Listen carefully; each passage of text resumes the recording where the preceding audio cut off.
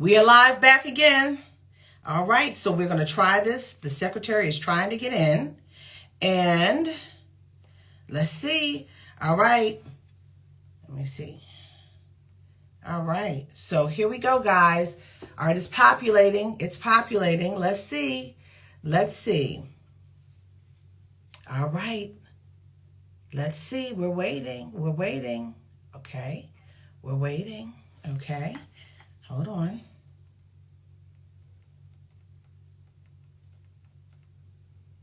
Okay. All right, let's see again. Let's see again. Hold on.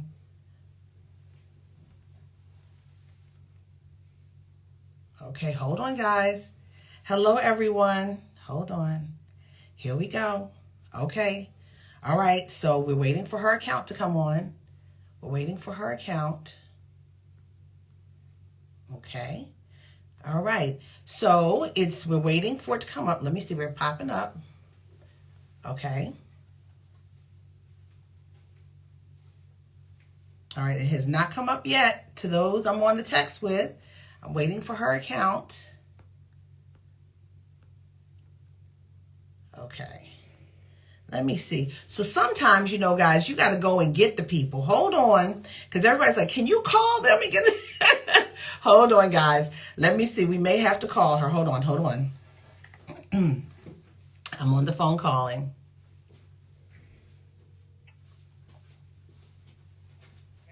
All right. Oh, you got it. Okay. From her account.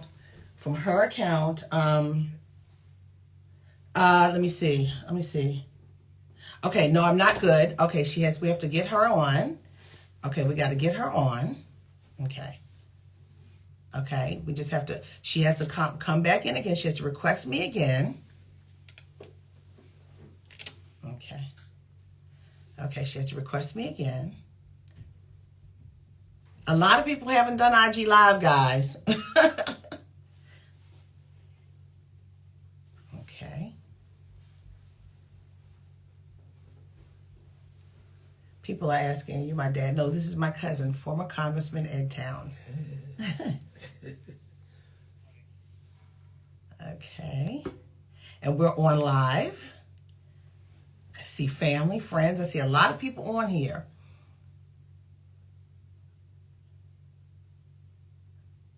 So did you make the request in the circle for April Ryan's profile live? Okay.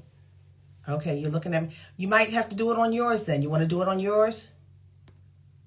Yes. Okay. Well, we may have to. Okay.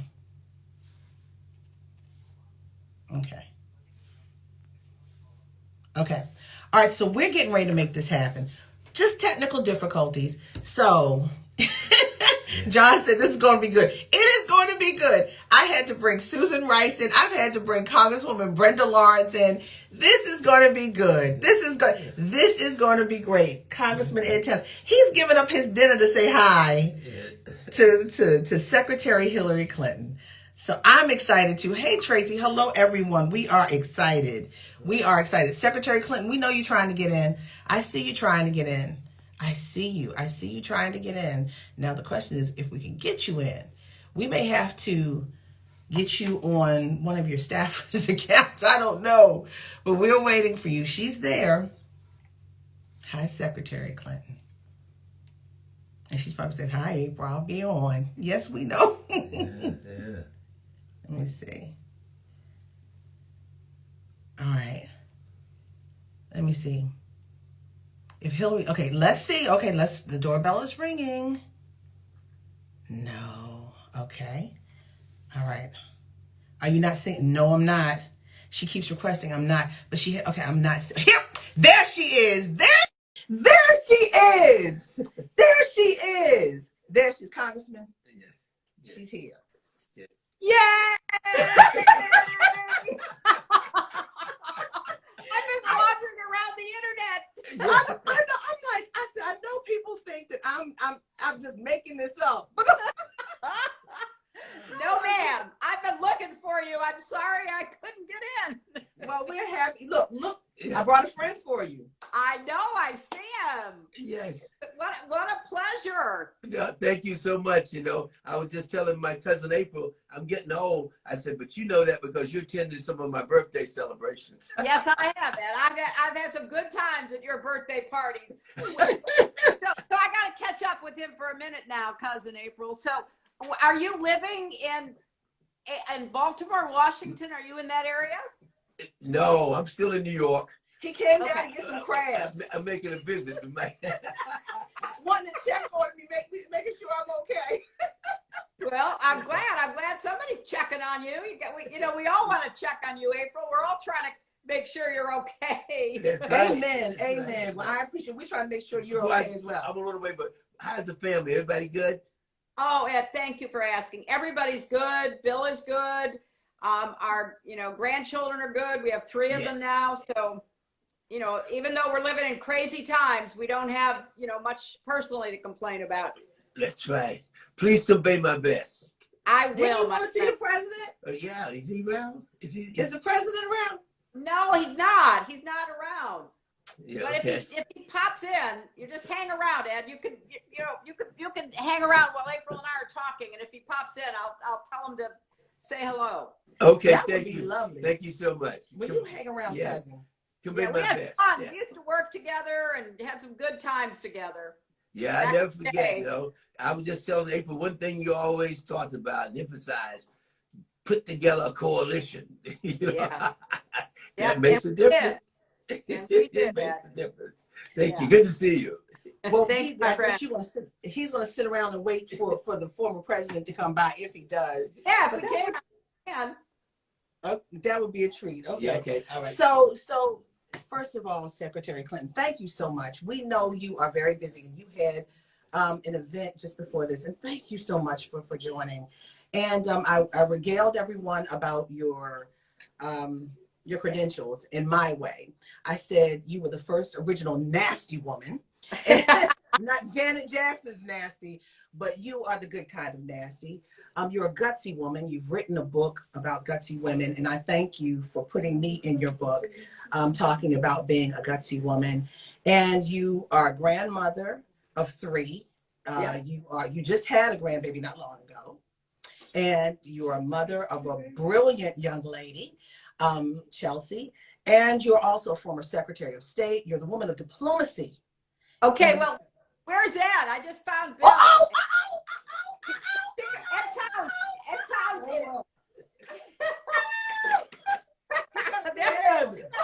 down. Hey, Mr. President, how are you? How you doing? This is truly Instagram Live. Hello, President Clinton. Now explain to Bill, April, how you two are related. How are we related? We are really cousins. We're cousins. We're real cousins. Don't talk about the 2 sides. So we'll talk about 2 sides. He's like, on my grandmother and my grandfather's side. Don't ask. Don't ask. But it's not the way you think. So his mother and my late grandmother, he's on my mama's side. First cousins. But his mother and my grandmother, Ed, cousin Versi and cousin Ed, were first cousins. So therefore, we are like, what are we, third cousins? But double third cousins. I'm not into that double third cousin stuff. All I know is he gave me my first big visit in New York. He took me to a school in his district in 1992. You remember that? Early 92. Yeah. And I gave you soul food. Yeah, you did. Remember that soul food dinner we had? That's when reporters wanted to eat with me instead of devour me. Well, yes, but it's good to see you. Right. It is so good to see you. Golly. Yeah, Ed, you look ageless. You look, just the same. I hope you're healthy and well. Thank you. Everything's going well. And of course, Great. no doubt about it. This is very, actually, I mean, this is a very unusual time. I'm going to be honest with you. Yeah, very perilous. I mean, I tell you, but Never seen anything like this. No. Never seen It's anything. a scary like time. Scary, crazy definitely. time. I mean, Well, goodness. this deal in Kenosha today was unbelievable. That's what we need to talk about. Kills 2 people, walks up to the police. They don't shoot him. They don't even take his gun and arrest him. He goes home, spends the night, and they shoot the black guy 7 times in the back. And Trump says that white people have to be very afraid. It is so evil. It is so sick. Yes. So and so for both of you, because I remember when you were president and you had the race initiative. You were ahead of your time. Yes. And I remember it so well. And you were talking about a nation that was browning. And I believe a lot of this at this moment is a fear of the browning of America. Absolutely. And you tell me if I'm wrong. But also I believe that this president, and I said it on CNN Sunday, and people were like, yes, it needs to be said. And other people were like, no, I don't think so. But we got to call a thing a thing. And I think we have to stop dancing with these pretty words around it and call it for what it is. I believe this president is stoking a race war. I mean, you have the vigilantes that are his loyalists that don't look like us. They look like people like you. And then it's all about the issue of Black Lives Matter, the supporters of Black Lives Matter, who can be Black, white, Jew, Gentile, Protestant, or Catholic. We are the enemy. So I believe he is stoking a race war, and ground zero is Portland, Oregon. Am I wrong? No. You know, I think you're profoundly right in pointing out that at the root of all of this is fear. People being afraid of other folks who don't look like them, worship like them, love like them, you know, whatever it might be. And I think that, you know, the fanning of the fear has all kinds of, you know, serious implications on race, on religion, on ethnicity, you name it. And you know, it's something that does need to be called out, because I don't think it represents the majority of how Americans, Black or white, feel. Mm-hmm. So in Secretary Clinton, and thank you know, I so appreciate both of you coming in. And I mean, these are the times that we need to hear the voices of people who've been there, done that, who have the pedigree to work on issues like this, who believe in uniting. You're the woman of diplomacy. You were a former president of the United States, the legislative and executive branch right here. In the worst of times, we've never had this in this nation. And I'm going back to your speech at Wesley, your graduation speech. The words that I heard, you said, the challenge now is to practice politics as the art of making what appears to be impossible possible. And you went on to say, every protest, every dissent is unabashedly an attempt to forge an identity in a particular age. What is our identity right now? Well, that's one of the biggest questions that we all have to address, April. I mean, we've got to address it individually, and we have to address it together. And are we going to allow a leader who wants to stoke fear and divisiveness to force our identity into smaller and smaller pieces? Or are we going to say, you know what, we are all Americans, and we bring to this country of ours our various experiences and backgrounds. That's what's made us unique in the history of the world. We're not going to sacrifice that for somebody's political ambitions, for someone's personal gratification. But that's really the question right now. I think Joe Biden did a good job at the convention, and also with his speech yesterday in Pittsburgh, basically saying each one of us has to make a choice. Are we choosing darkness or light? Are we choosing fear or hope? Are we choosing hate or love? We should make our identity be part of the answer to those questions. We can be a proud fill in the blank, whoever we are, but we also can be part of bringing America together again. Do you think the system is so broken that there's so many people on all sides of the spectrum who feel like they're not touched by government? I mean, this is the polar opposite of Barack Obama being president of the United States. And now where do we go? How do you, as a candidate to heal, reach everyone and say, I understand your pain, I'm here for you, especially when the views are so far from where you stand? I mean, this is not about laws, because after the laws, President Clinton, you know this, after you have laws on the books and there's still a problem, it's about the mind and the heart lining up. Right. Well, I'm going to let Bill answer that first, because it is a question that he and I have spent a lot of time, trying to answer. Well, first of all, I think it's very important to keep in mind that underneath all these big questions you're asking are just Donald Trump's proven ability to manipulate the psyche of the people he's trying to scare the hell out of. I mean, this is a person who says, okay, I can't win on my own, but people will believe whatever I tell them as long as it's bad. And I'll say I'm great and they're terrible and you should be scared. So I think, you have to say to people, this doesn't work.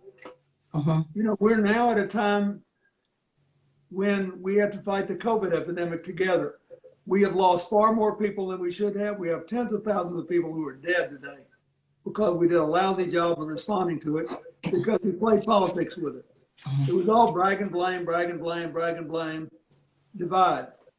And I think somebody needs to say, you can live this way from now on if you think it'll make you happy. But this has never worked. This only works for the politicians that are trying to take advantage of you. And, and we have to point out what they have to lose too. What all these people who think they ought to listen to this. We all need health care, and he's still in court trying to get rid of it. We all need safe streets. When people are dying, are dying. That's right. To be tested. Yeah, go ahead. Yeah. We all need these things. And now we need to rebuild the economy and somehow talk about being born on third base and claiming he hit a triple. He inherits 6.5 years of economic growth. The first 3 years of job creation in America under him were fewer jobs than the last 3 years under Obama. And yet a majority thinks, he did a peachy keen job on the economy before the coronavirus, even though the only thing he really did was pass a tax bill, which a majority rejects. It's all rhetoric. He's just a genius at manipulating the psyche of people who are used to getting their news in short billets. And you just have to say, look, we need to try to get our politics as near as we can to the way we'd like to live. And I think we can honestly say to a lot of the good people that are torn on the other side, say, look, the biggest difference in Donald Trump and Biden, or Hillary and me, anybody, is that we look at you, even if we disagree with you, we want you welcome to be part of our America. He needs you, us, to be unwelcome, to not be part of his America, because he can't live without somebody to badmouth. Because then he'd have to get up every morning and decide to go to work and figure out what to do. And that's boring. It doesn't give you as many clicks. And he doesn't know how to do it. Yeah, I think Michelle Obama did a great job just basically saying he doesn't know how to be president. All he knows to do is be a reality TV star. And that's what he's going to continue to do. And that's why we're going to have to convince everybody, April, to turn out and vote as though their lives and their livelihoods depend on it, because you know what? They do. They truly do. But, Secretary Clinton, I'm going to tell you, this is 2020. It's become one of the worst years ever. But this is 2020. This is not 1950, 1960. And in America, we're concerned about putting our ballot in the post office. Yeah. That is a problem. The post office is now becoming a lightning rod. It's become a tool for this president to suppress the vote. So understanding this, and this is almost like a third world country. And I hate to say it. I mean, I'm like, who are we? Where are we? I don't recognize the White House. I've been there for 4 presidents. Y'all know, y'all saw me. I don't recognize this. I don't recognize justice. I don't recognize the rule of law has been broken. There are lies. I don't recognize this country that I used to believe that I was part of. We, the people who are still forming a more perfect union, still forming in the midst of growing pains. How do we, in the midst of this, a direct effort from the President of the United States, how do we vote without using the mail service to make sure our vote is counted, to make sure our vote gets there? Look, I think you're right to sound the alarm about the post office, because I think they are engaged in a hostile takeover of the post office that will slow down mail delivery and slow down, our ballots. That's why you need to get, again, I go back to Michelle Obama's speech. Get your ballot early, fill it out as soon as you get it, send it in. So there's no excuse. It's got time to get there. If you're worried about the mail-in ballot, and lots of people rightly are, find out about early voting in your state. Most states have early voting. Go and vote and take friends and family with you. And if you can't vote early and you're not comfortable mailing in your ballot, then clear the decks to be there to vote on election day, no matter how long they make you wait. Because in some parts of the country, that's a strategy. Make people wait for hours, make people get discouraged, make it complicated. The group that I started after the election, Onward Together, we are supporting lawsuits against states and localities that are not providing early voting, that are not providing good mail-in voting, that don't provide drop boxes for people to put their mail-in ballots in. All of the things that we know will make it more secure. But don't let anybody discourage you, because that's their whole objective, April. They want to make it complicated. They want to make it hard for people. And we just, no matter what obstacle they put in their way, I keep thinking about those beautiful pictures from the first free election in South Africa. And all those South Africans waiting for hours to be able to vote. And that happened during your time in the White House. It did. And I have one of the ballots. We have, the ballots, because the rate of illiteracy was high, they have pictures of people, pictures of the party, pictures of the candidates. So think about what, not just our ancestors, what brave people like the late John Lewis went through to get the vote here, but think about what people, 10, 20 years ago went through to be able to vote. So don't get discouraged. That's tough. That's tough, President Clinton, when the math is pretty much all red in the middle and blue on the sides. If you look, one thing you need to do is have a list of the states that allow you to get your ballot in the mail, but then drop it someplace where it goes immediately to be counted. The drop boxes. Everybody needs that list, and you can tell it, because then you don't have to trust the post office that might take 3 or 4 weeks to deliver a letter. But I think what Hillary said is right. I think people just have to, the only answer is to beat this guy. There is no other answer. He cannot help who he is. He is who he is, and he believes we're suckers. He believes that he can say anything and make it work. He believes he can do anything and no one will stop him. Just today, another court folded and said they're not going to make him give his tax returns up right now. Follow the money. It's pitiful. And keep in mind, the whole essence of his core support is that there should be one set of rules for them and another set for all the rest of us. They want a built-in discrimination.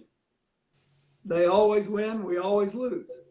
Now, if you accept that, they'll be nice to you occasionally and throw your scrap out the window. But I'm telling you, we don't have an option now. Winning is the only option.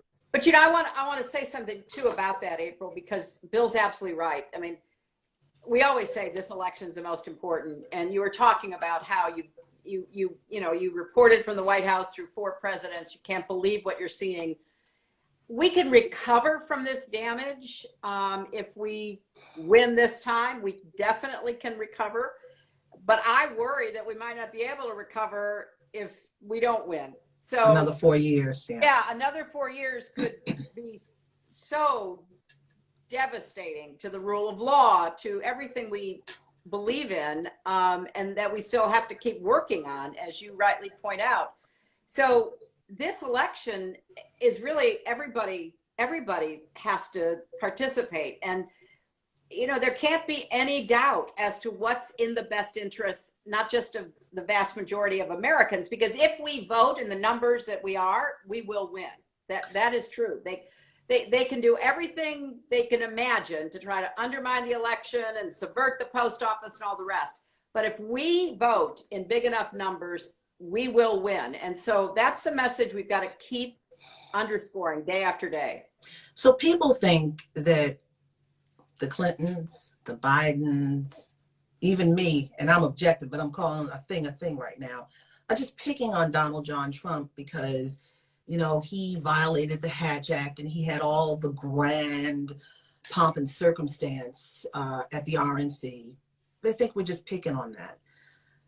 But when it comes time to talk about an eye for an eye, a tooth for a tooth, when you have a 17-year-old coming from Illinois, carrying a military-style weapon in the street, shot one person, and this is where the president lied or mixed it up or didn't come together right in his mind. He shot somebody, he ran away and tripped, and the folks there saw something was wrong and jumped on them. A white man was part of that, tried to let him know he was wrong. He gets up and shoots two people dead and then runs past the police holding his hands up. If it was me or my brother or somebody who looked like me, a pigmented person, we'd be dead. There's a different justice in this country for Black America than it is for white America.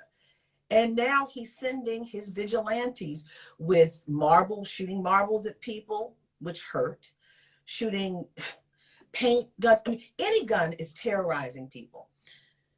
What do you say to this racial overtone, and how do we heal? You can't, the genie is out of the bottle, the bottle's been broken. How do you fix this? Well, I don't want to sound simplistic, but we're not going to be able to have a conversation with these people right now. That's why we have to win.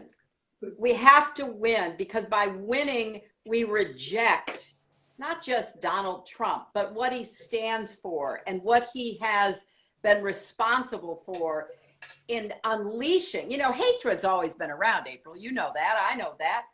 But we even in our worst imagination, we didn't think in modern times we would have a president who played to it, who encouraged it, who incited it. So we need, frankly, to get back to, good old normal arguments about the best way to provide health care and how to deal with structural racism and what to do to reform the police and everything else that we should be talking about. We cannot have that conversation unless we defeat this guy. We can't do it. Nobody will listen. Nobody will come together to make those decisions. The reason that he's doing what he's doing is he needs to pick up 3 to 4% of the vote nationwide, mostly from white suburban women, that he had Jim Comey and other people to help him with last time.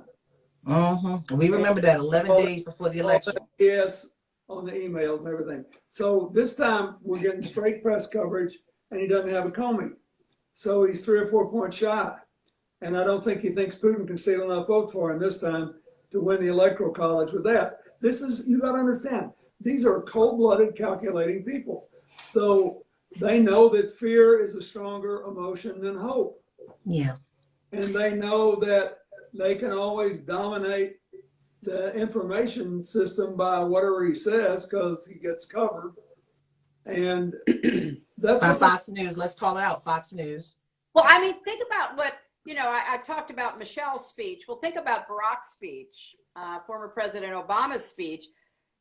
I worked closely with him for 4 years, and for him to make that speech, which basically was sounding a 10 alarm alert about our democracy being literally on the line, was an incredible moment. And I think people who were paying attention had to ask themselves, you know, look, I mean, President Obama is out here basically telling us if we don't vote to get rid of this guy, we're not going to have a democracy. Well, I think that's exactly right.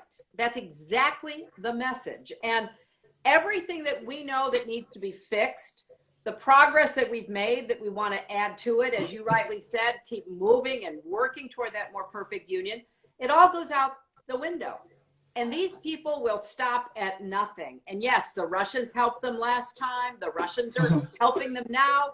And you cover the White House. You know that the White House has said, don't brief the Congress.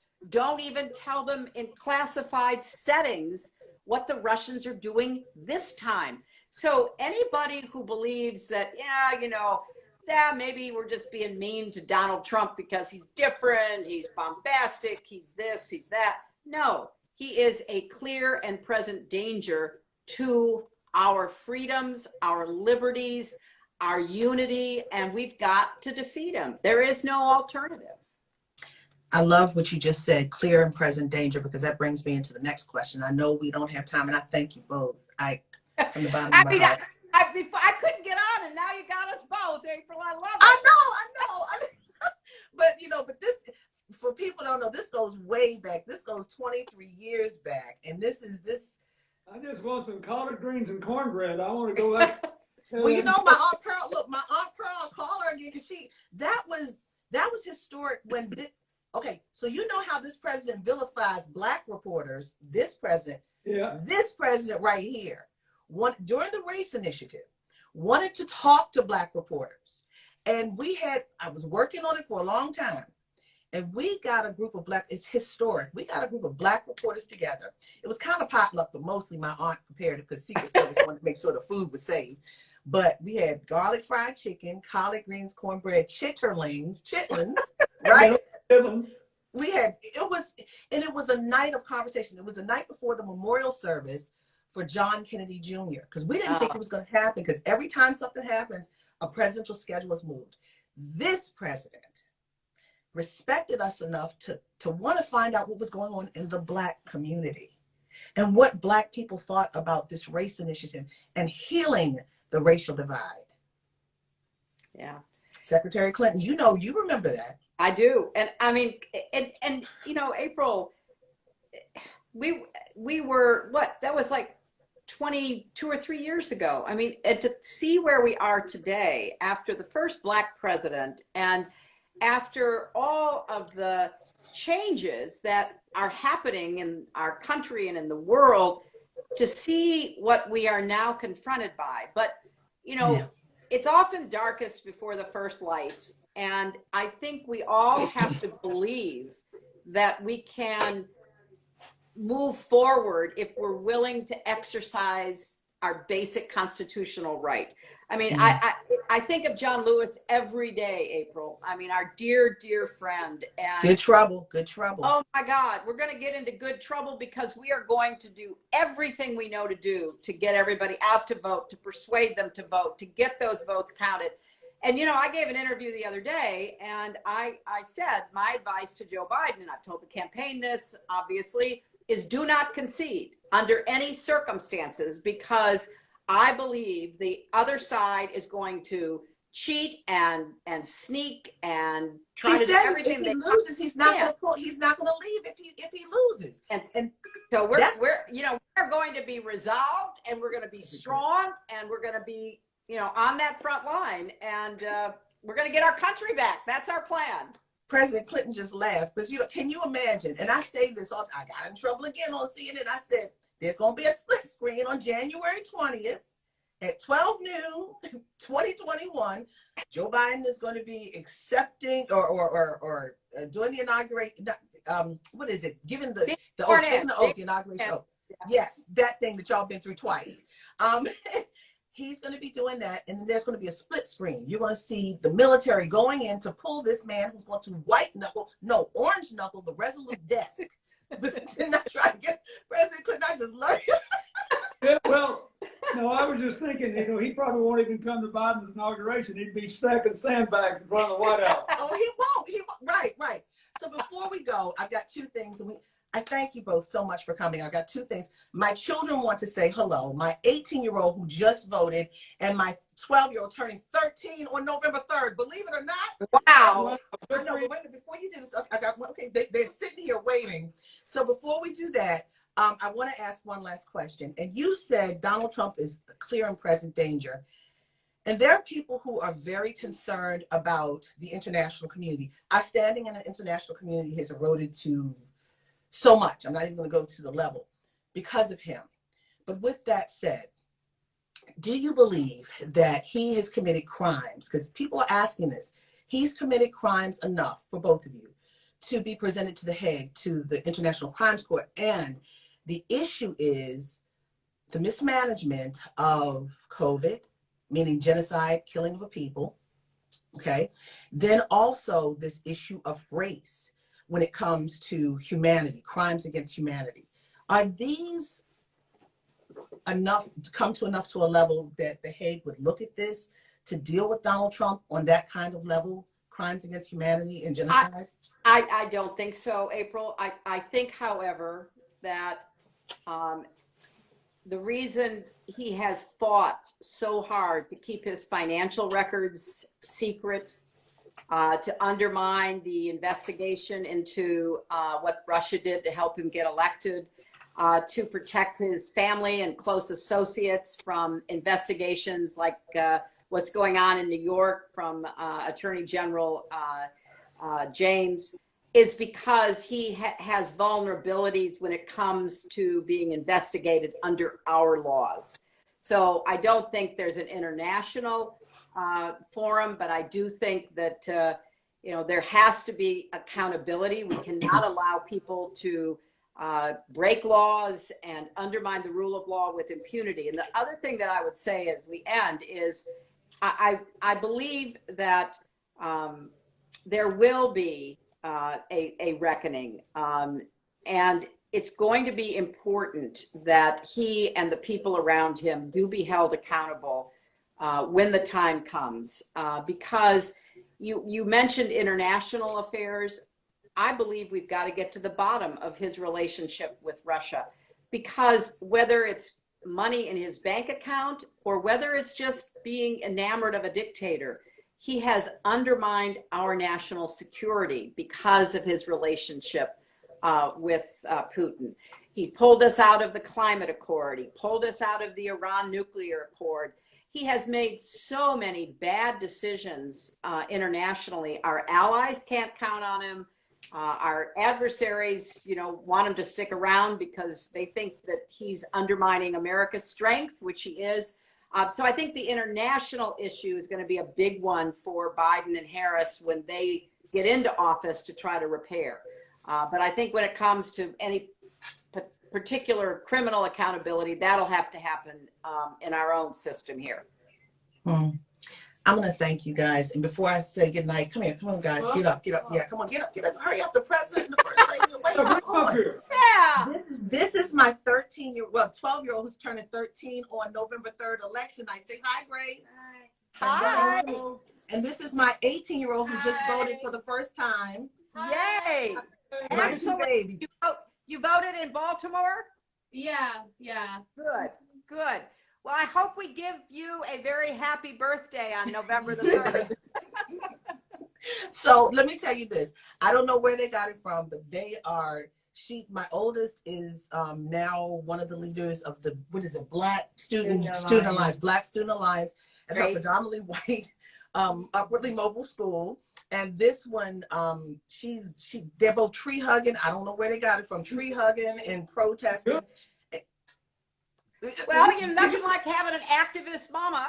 I'm not an activist. I'm a journalist. You just keep hugging those trees, because within 3 or 4 years, there'll be 80% of the people that will finally understand that if we don't do something about the environment, we're going to make the rest of this stuff irrelevant. Yep. That's true. Amen. That's true. So keep going.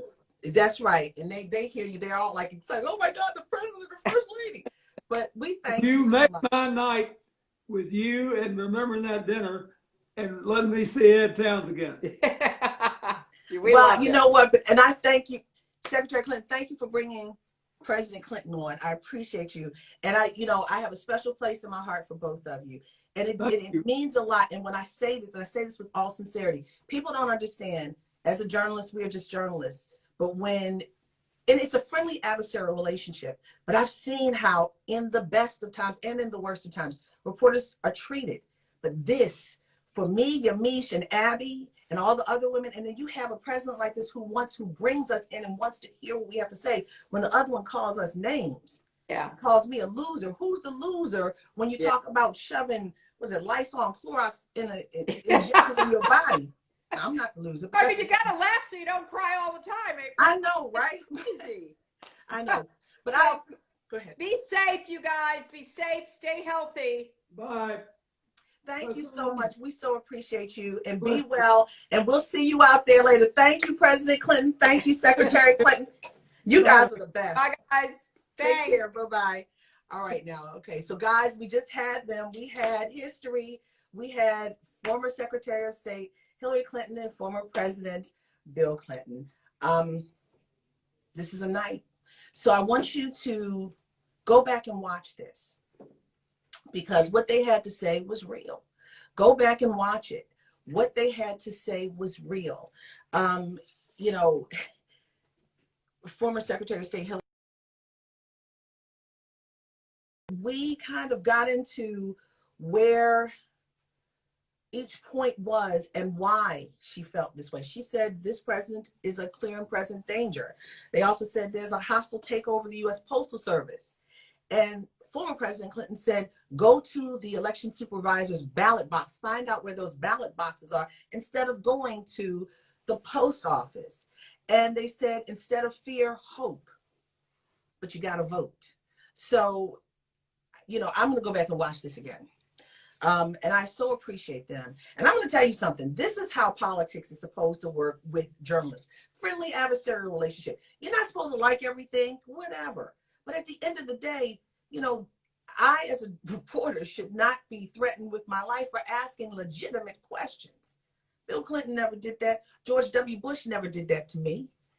And neither did Barack Hussein Obama. But now, because this president doesn't like the question I asked, and you asked Bill Clinton, you asked George W. Bush, you asked Barack Obama. I asked 20 questions at the time. I never got death threats. But now, why is it now? So I want you guys to go back and watch this. This is important. And I want you guys to take it in. And I need you guys to get in good trouble. Stand for what's right. Because what we're seeing is foreign to our nature, foreign to this nation. So at the end of the day, I'm an American, you're an American, and we love this country. And we the people are still forming a more perfect union. We're going through growing pains. But in the midst of growing pains, our medicine, our toolbox happens to be voting. Our toolbox, our medicine is going to the board of election supervisors and getting that ballot. That's our medicine. And the cure is going to the voting box, putting it in the ballot box. So with that said, tomorrow night for COVID Conversations with April Ryan. Boy, I'm so excited tonight. I had my cousin, former Congressman Ed Towns, who knows this president, who's not happy with the fact that president treats his cousin like this, me. We had former President Bill Clinton and former Secretary of State Hillary Clinton. A delightful conversation about policy and politics and just humanity. But tomorrow night we have actress Alyssa Milano. And this weekend, guys, Saturday I turn 53. I'm excited because you know what? Sometimes you have to end the old and start anew. And that's what I'm doing, trying to start anew and just trying to help everyone, inform, uplift, and inspire. So tonight, I think we got information, we got how-tos, and we got inspiration. With that said, peace, vote. See ya. See you tomorrow night, 6 p.m. Talk to you later. Bye.